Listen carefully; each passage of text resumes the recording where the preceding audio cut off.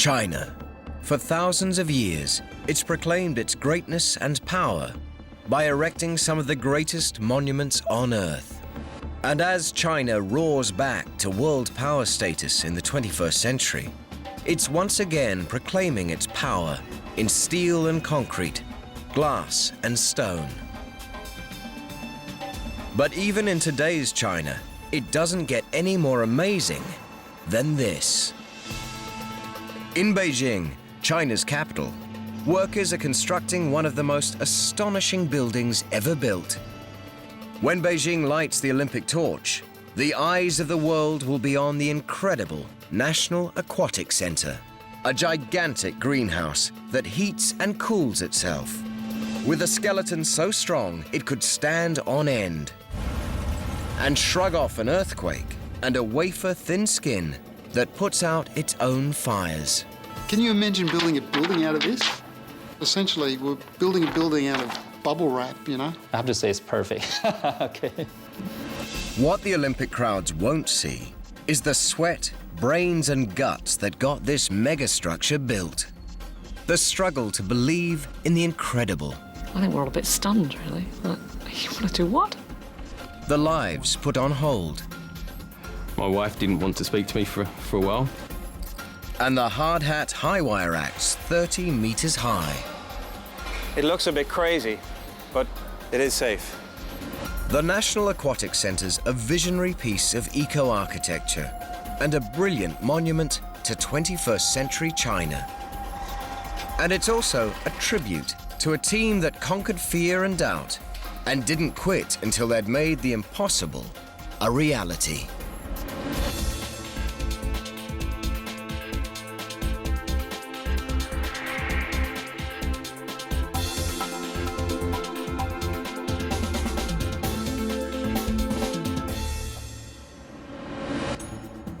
Beijing. Building materials arrive at a construction site. Hardly unusual in this construction-crazy town.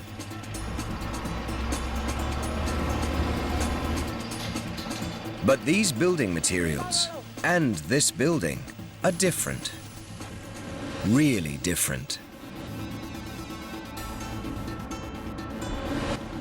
90 kilometers of steel, 22,000 beams, following no conventional straight lines, a maze of metal. That's enough steel to circle more than 200 Olympic running tracks. And it's covered with plastic, 100,000 square meters of it, enough to cover 14 full-size rugby pitches, cut into cushions as big as 9 meters in diameter, but only 0.2 of a millimeter thick, nearly 8 times thinner than a penny. Officially, it's called the National Aquatics Center, but in the world of mega architecture, it's known as the water cube. It's a fantastic honeycomb that looks as light and fragile as a tinker toy. But in reality, it weighs 6,500 tons. That's almost as heavy as all the metal in the Eiffel Tower. And inside its walls and ceiling, nothing but air. There is nothing else like it. Who came up with this amazing building? Engineering team leader, Tristram Carfrey. Architects John Billman, Mark Butler and Chris Bosse. Fire engineer Marianne Foley. Structural engineer Mark Arkenstall. Building modeler Stuart Bull. Environmental engineer Heiko Scheppers. Chinese design team project manager Yi Hongtao. Part of a 100-strong architectural and engineering dream team. A team that envisions the original, the astonishing, and the apparently impossible, and made it into a megastructure. Sydney, Australia, 2002. The architectural firm of PTW and the structural engineers of Arup, Australia team up with a Chinese consortium led by China State Construction Engineering Corporation and go after one of the world's most coveted construction contracts. From day one, the pressure's on, because they're literally racing the clock. A giant clock in Beijing's Tiananmen Square, counting down the hours and seconds to the 2008 Summer Olympics. China has invited the world's greatest architects and engineers to transform Beijing into an Olympic host city like none ever seen. The Chinese-Australian team's goal: to design and build the Olympics' prestigious swimming venue.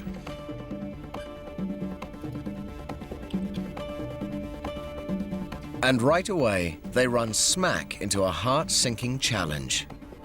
The Olympic National Stadium, aka the Bird's Nest.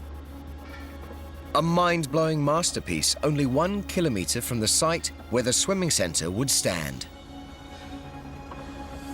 When we saw the stadium design, we thought, oh, geez, how can we match this? We were going to set our aims to create a building that was equal to the stadium, and then we saw the stadium design, and I think all our hearts fell on the ground for that moment. We just thought, oh.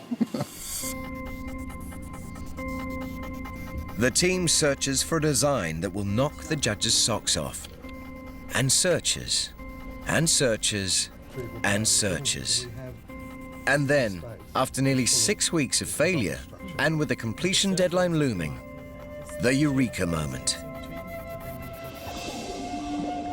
Soap bubbles. Despite their random appearance, soap bubbles always cling together in regular patterns, in 12 and 14-sided cells, nature's most efficient division of space. And despite their flimsy look, an infinite array of connected soap bubbles has a geometry that's just right for a high-tech building. Strong enough to be the model for a megastructure. 3 soap films always come together at 120 degrees, like a Mercedes symbol. And along that line, right, the 3 symbols come together, there is an axis that we can use as a piece of structure. So we can put a pipe down that line. Those lines always join 4 to a node. We can stick a joint in, we can pull in 3 more pieces, we get a structure. At last, the team has a design bold and original enough to win the competition. What they don't have is time. I probably slept 2 or 3 hours a day. I took a nap when I felt tired, and an hour later I'd get up to work. Almost everyone in our team was the same. Everybody's eyes looked like rabbits, very red. We had tremendous pressure. After we agreed on the water cube's design, we had 5 weeks to prepare a building of this complexity. It was extremely hard. Hardest of all, making a model to show the judges what the finished building would look like. No one knows if modeling such a complex building in only 5 weeks is even possible. Well, we were desperate at the time. We had 2 weeks to go, and we did not know how we were going to make our model. In Melbourne, they find a company that's at least willing to try. ARC Australia specializes in a process called rapid prototyping, using a computer-guided laser to carve a model of a new product out of a vat of liquid epoxy. By etching it in layers only 1/100th of a centimeter thick. Over the years, most of its clients have asked for models of products like water jugs, toothpaste tubes, and auto racing helmets. And then, in 2003, prototype manager Peter Lucas gets an urgent call from the WaterCube team. They'd spoken to other model makers who said that they couldn't make this design. So they approached us and was really their last port of call as far as getting a model made. We wanted to do it because it was a difficult model, and it was something a little bit different from the normal day-to-day jobs that we do. But within a few days, ARC is pondering that old saying, be careful what you wish for, you might get it. The machine kept crashing. The file was so big, it was like a 20 meg file, and most files we're dealing with sort of 2 to 5 megs. The darkest hour was when we thought, no, we can't do this. So what we decided to do was to grow the water cube in sections. And what PTW, the architects, did was that they came down with hand luggage, and we loaded each section into the hand luggage, and they flew it back to Beijing. I think the time pressure was down to hours at that stage.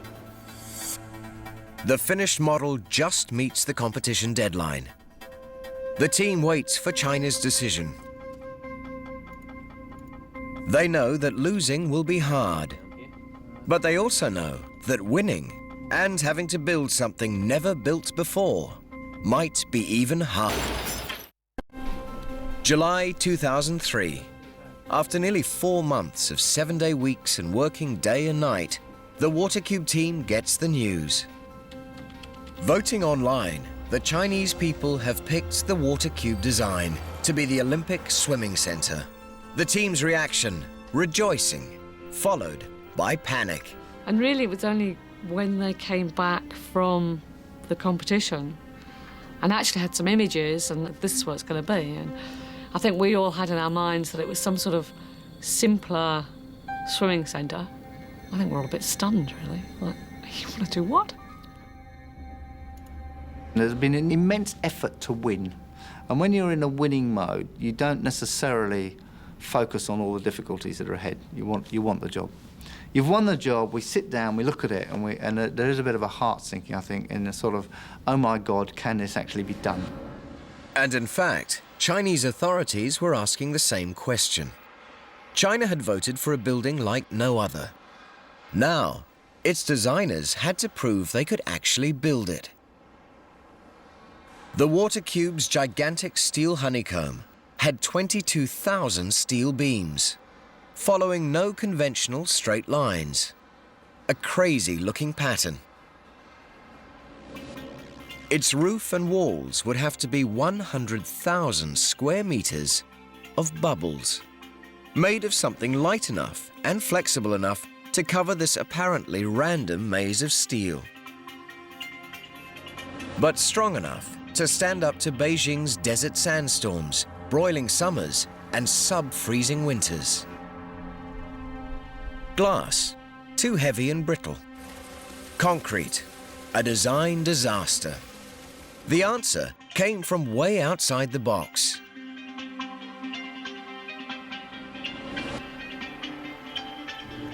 Meet the amazing ETFE. That's a piece of ETFE. Fantastic, isn't it? Can you imagine building a building out of this? ETFE stands for ethylene tetrafluoroethylene. Chemists call it fluoropolymer. The rest of us call it plastic. Essentially, we're building a building out of bubble wrap.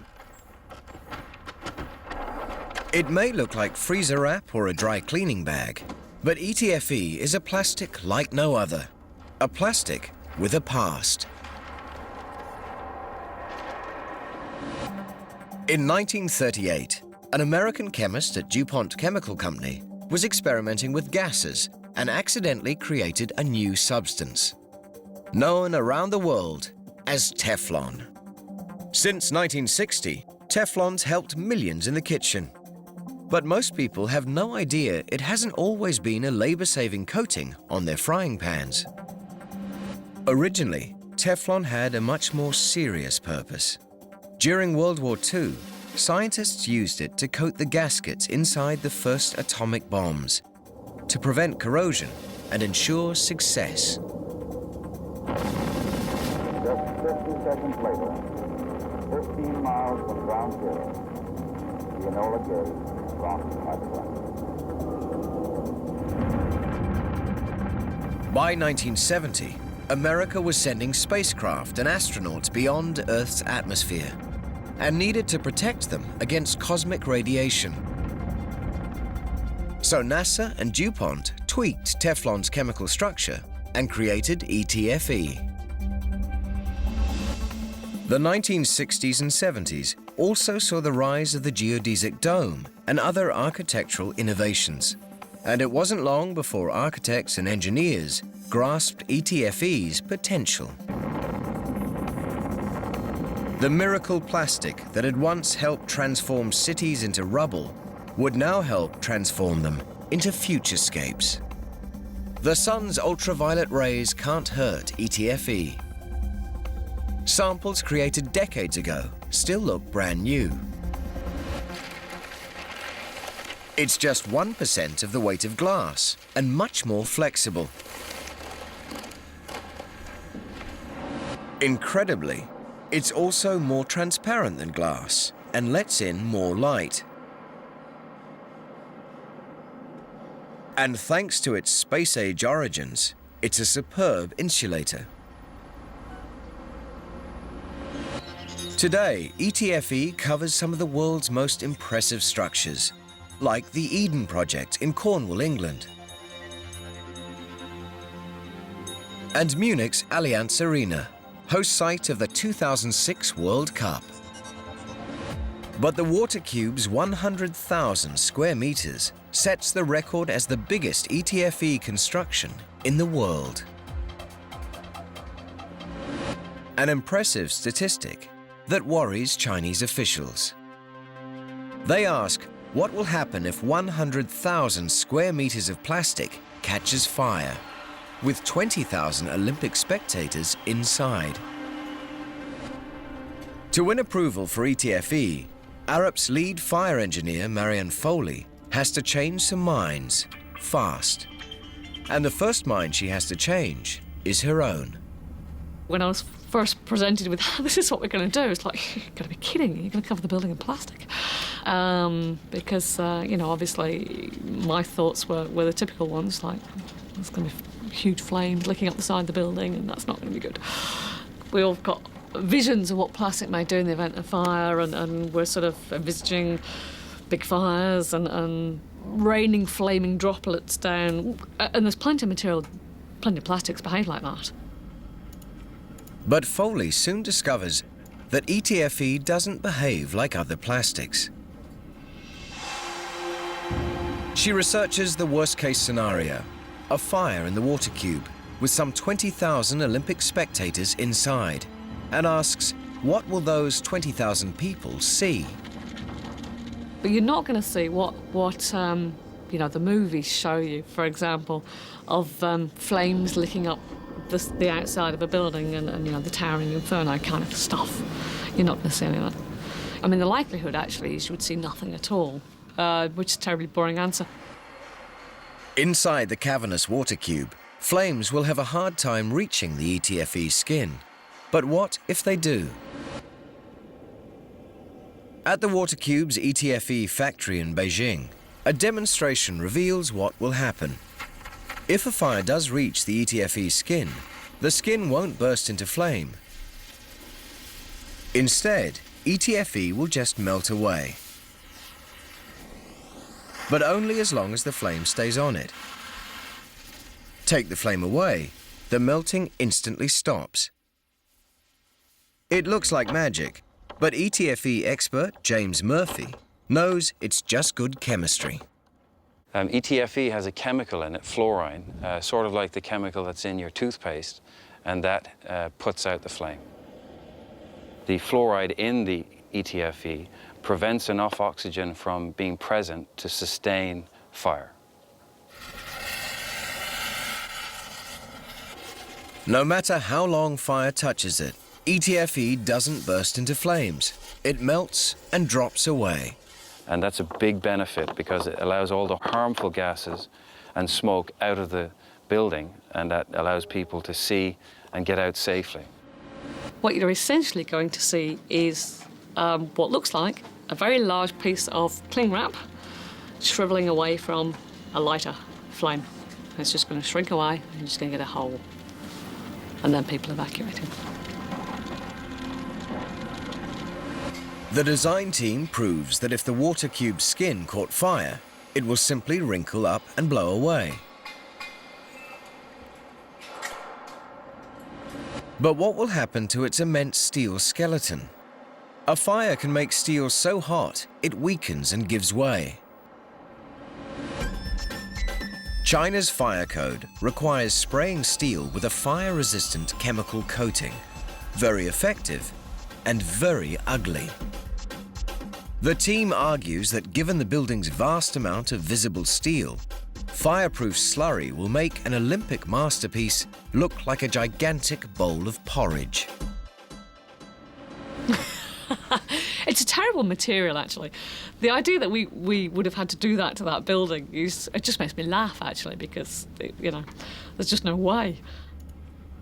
But to win that argument, the Watercube team has to prove that their steel honeycomb will survive a fire on its own. And that means burning some midnight oil. Here that we have the problem with the two beams. We had to look at how fires in the building would affect this very intricate structure.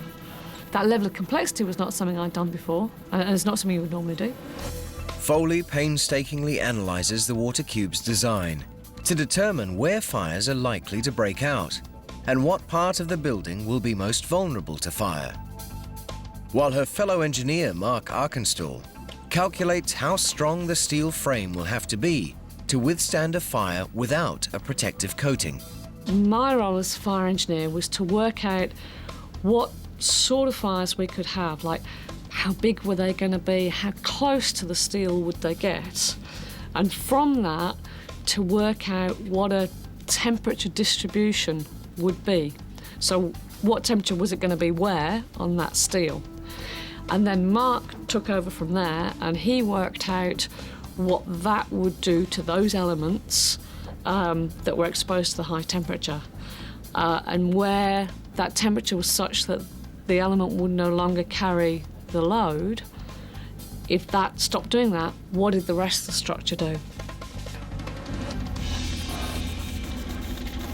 To their vast relief, this analysis reveals that the Watercube steel honeycomb will survive a major fire. If any beams melt in extreme heat, the surrounding beams will shoulder the load and keep the building from collapsing. 20,000 Olympic spectators inside the Watercube are now looking safer. But the Watercube still has to satisfy one more fire regulation, and it's another potential design wrecker. The Chinese fire code requires a building holding 20,000 people to have 200 meters of exits, nearly the same length as two sides of the Watercube. The code also requires public buildings to have fire-protected enclosed spaces like stairwells leading to fire exits. But the Watercube encloses nothing. Inside, it's a vast open space. So the design team goes back to the drawing board and goes the extra mile to convince authorities that their design is safe.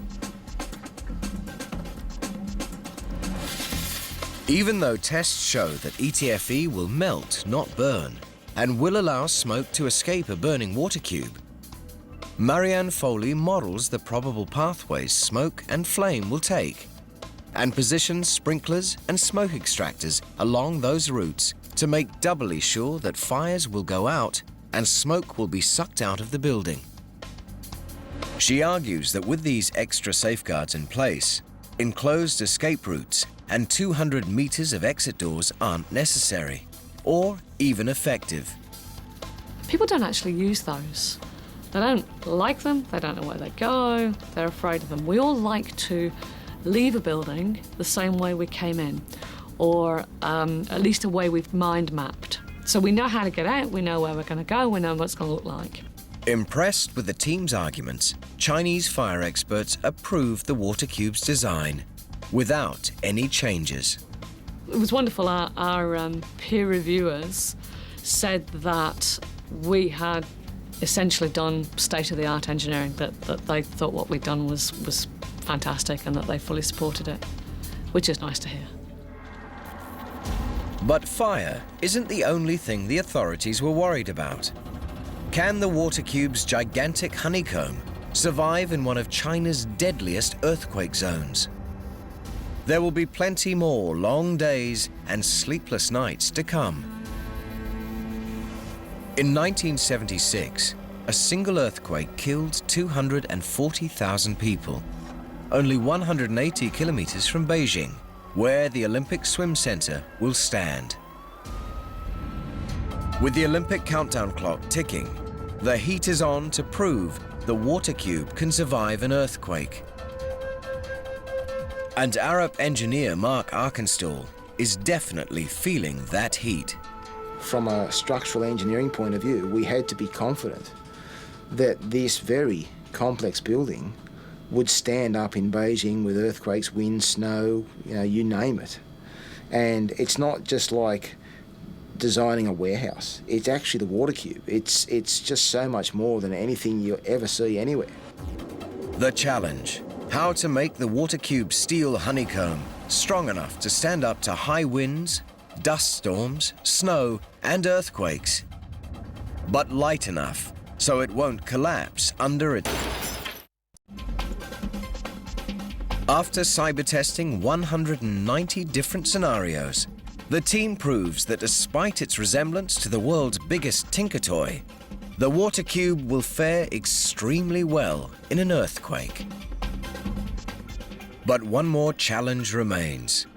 The water cube's builders need a 3D computerized blueprint, a virtual model that assembles the entire building in cyberspace.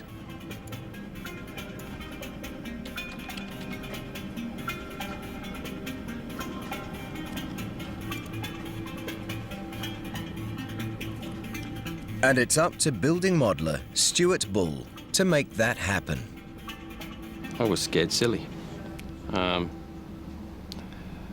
knew that as the job went further, it would get harder for me personally.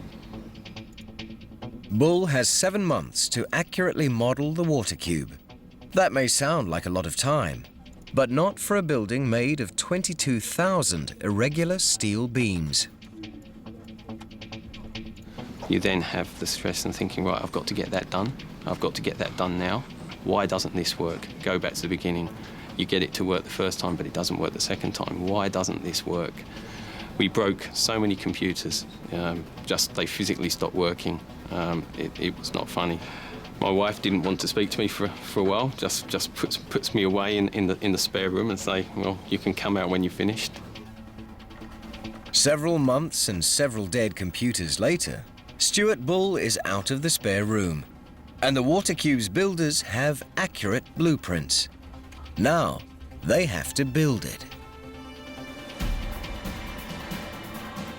Construction starts in December 2003. Workers pour the immense foundation, then begin assembling 22,000 beams of steel. It's a mega challenge, and they tackle it head on. By August 2005, the water cube's gigantic steel lattice looms above the Olympic green. It's time to cover it with ETFE.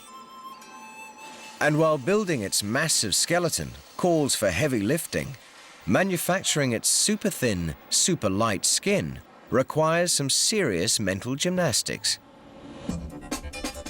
At this Beijing factory, workers are transforming huge sheets of ETFE into 3,500 water cube pillows. Every one designed in Germany. In Beijing, technicians translate each pillow's unique dimensions from a German computer program to a Chinese database, calculating how to cut each piece of ETFE with the least amount of wasted material.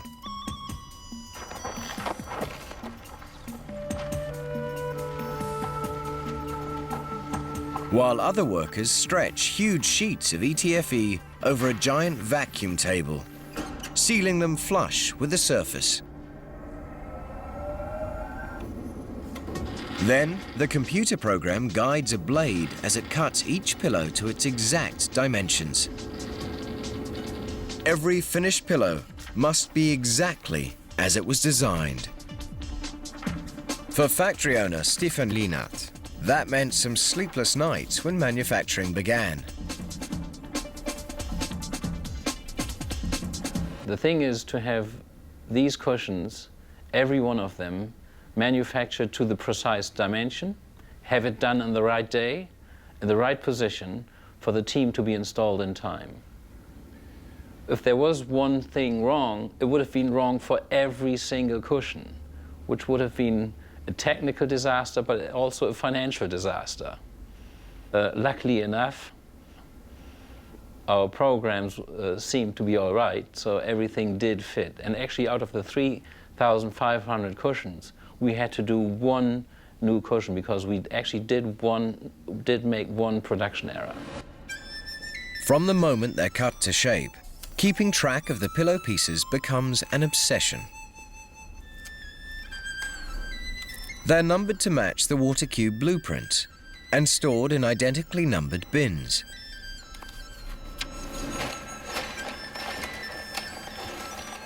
Workers weld a rope into each pillow's edges so that they can be clamped into an aluminium frame.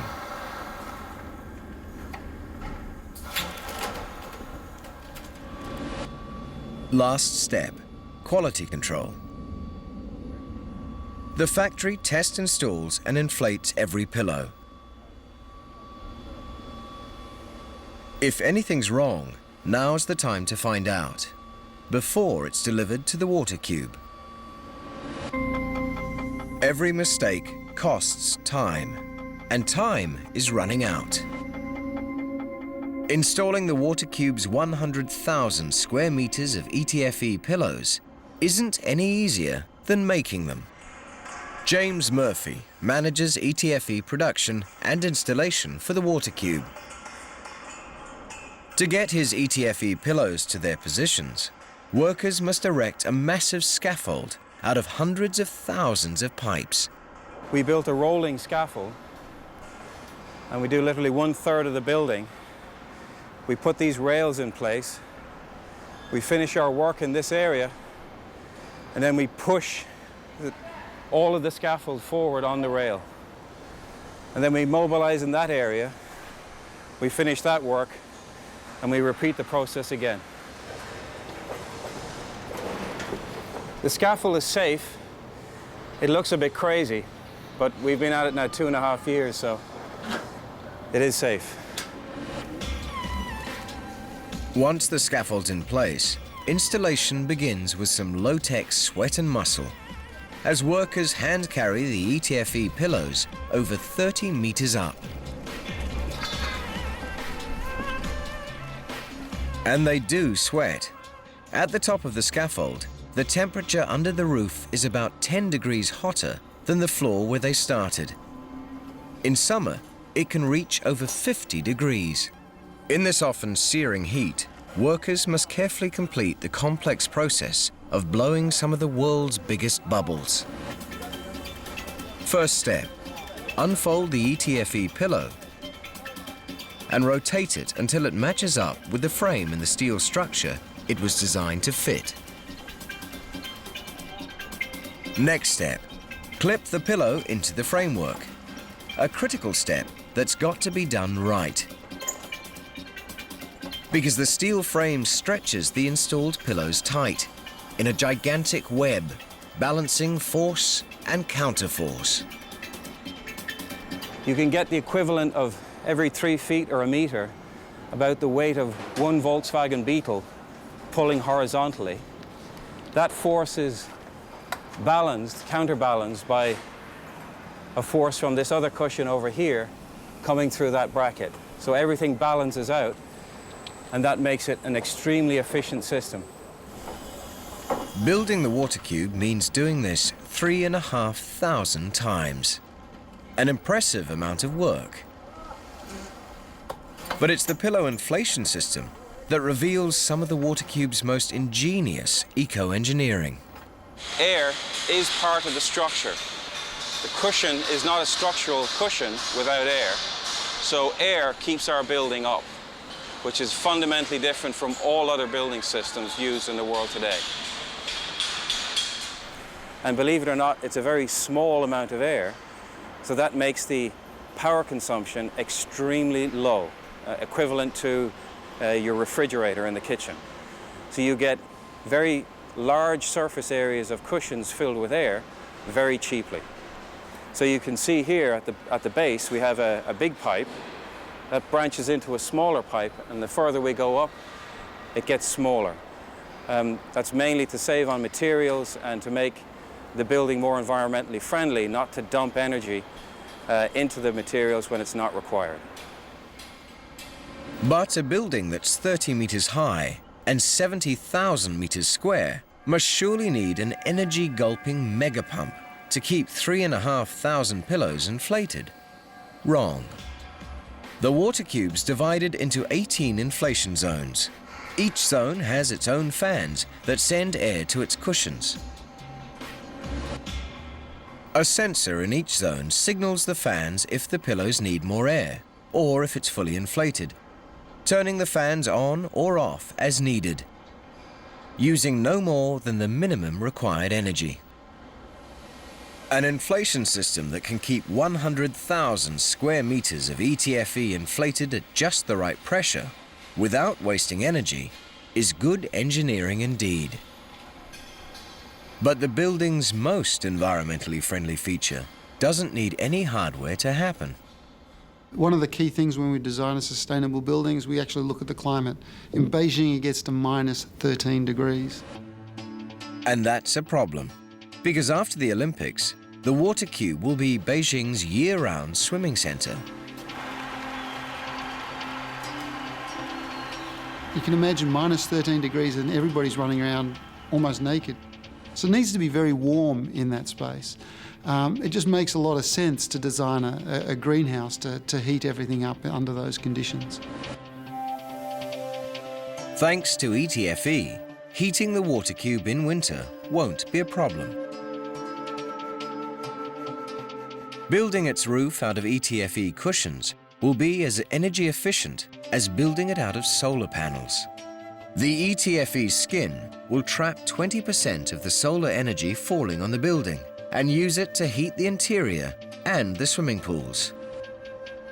And let in so much daylight that some areas will save over 50% of their normal lighting bill. Why did we use the transparent cushions? So that the interior could be lit by daylight until very late in the day. It saves a lot of lighting cost. At the same time, the sunlight can heat up the water as well as the interior temperature. We estimated that we can save up to 30% of energy than a conventional stadium. ETFE's greenhouse effect makes the water cube a brilliantly sustainable building, but only for half the year. Our problem is actually more to do in summer when it is 31 degrees in Beijing, and how do we make sure it doesn't get too hot in the space? The same greenhouse effect that makes the water cube cozy in winter makes it an oven in summer.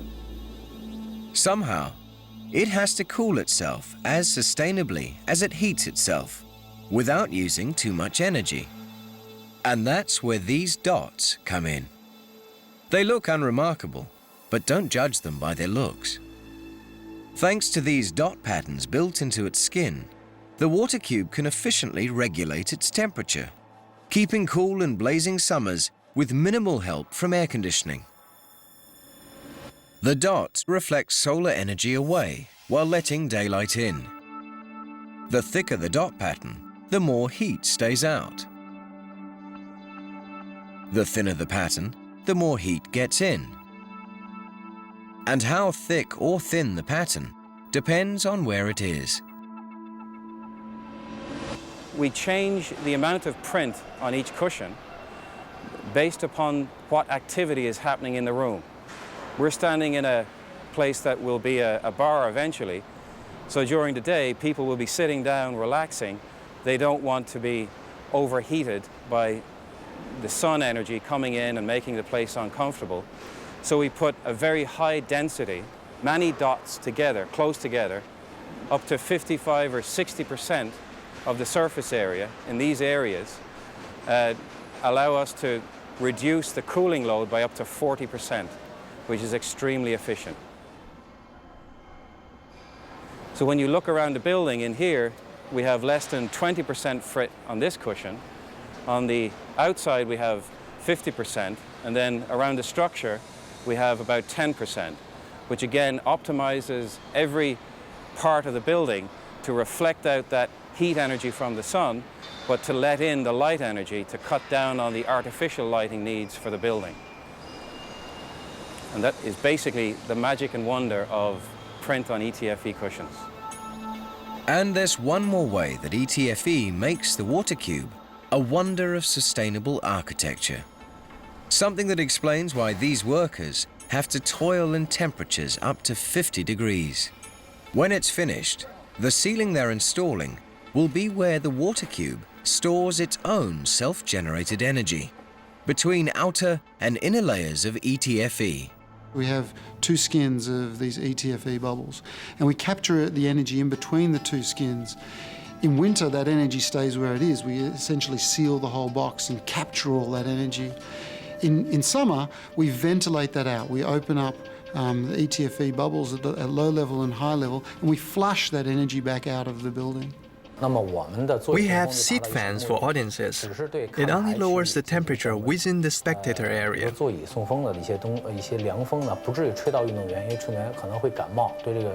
The athletes won't be affected. They are quite sensitive to the temperature change. Also, our natural ventilation solution helps exchange air between inside and outside. We save heat to heat up the pool. We also save rainfall for the water. ETFE seems invincible, but even this super plastic has an Achilles heel. ETFE can withstand decades of ultraviolet radiation and heavy loads of wind and snow. But it's so thin, you can cut it with a knife. Maintaining a building made of 100,000 square meters of wafer-thin plastic in a hot, cold, wet, dusty, polluted urban world requires some special attention and some special training. Water cube maintenance isn't like caring for other buildings, and it's not for the timid. ETFE supplier Vector Foil Tech trained a special Chinese team of abseilers to inspect and repair the outside pillows. Today, one of those workers finds and fixes a small hole torn in a pillow when a water cannon sprayed the building to wash away Beijing's formidable dust. But even in ETFE's fragility, its champions see its strength. Typically, when you aim a water cannon from a fire engine at any building, it tends to break, and usually it would knock a wall down. A masonry wall would be totally knocked down, but our cushion had a small hole and kept on going about its business as though nothing had happened. So what we've done now is just come down on the side of the building to create a temporary patch to stop rainwater going into the building. And we will then come back with a much neater patch and reapply it. And then over time, you won't even see the patch. The cushion has this self-healing property because it's under pressure. That's the great advantage of ETFE, where we can just make a small repair, the building keeps on going in operation, whereas if it was glass or another material, you would have to completely replace that panel, and it would be a major operation. Summer 2007. Inside the water cube, workers install and inflate the final ETFE pillows. Outside, its finished walls and roof are already revealing what a mind-blowing masterpiece the National Aquatics Center will be. I don't think anybody would have walked away from this project from day one, no matter what they may have thought in their own private world, this is too hard or this is too scary. Everybody wanted to get to the end and achieve what we thought at the beginning was the impossible. To be honest, I actually don't know to this day how we did it. It was just such an extraordinary thing. You don't get great building designs if you do what's easy. When the water cube's finished, China will proudly unveil its latest wonder of the world. It is founded by Chinese all over the world. It represents their hopes and dreams for a Chinese Olympics.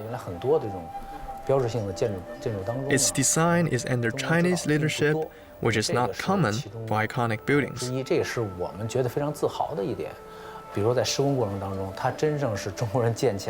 Its construction is totally by Chinese, achieved by our own innovation. So it is something to be proud of.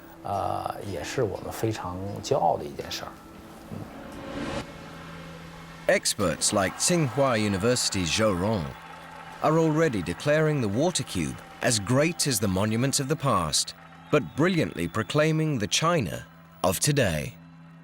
In the 21st century, we shouldn't see the water cube as a modern-day equivalent of the Forbidden City and the Great Wall. Unlike the Great Wall, the water cube is really transparent. You can see through it. And that really is a new image for China. Now the water cube will represent that image to the outside world.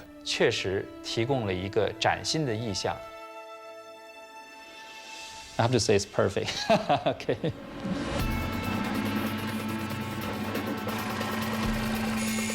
On day one of the Beijing Olympics, athletes, spectators, and TV viewers everywhere will marvel at this megastructure like no other.